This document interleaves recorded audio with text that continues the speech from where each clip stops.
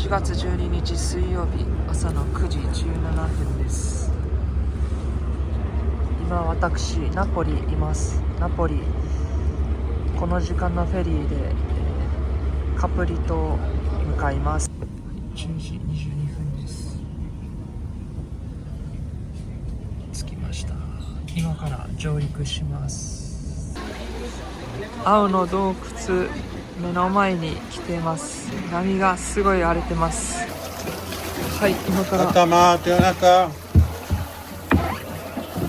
森สุキョ森สุキョ青の洞窟入ります。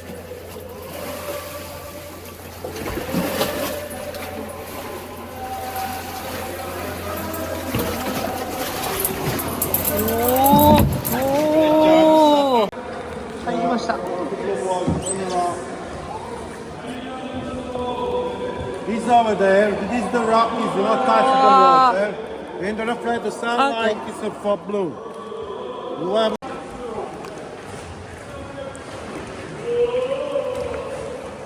No good.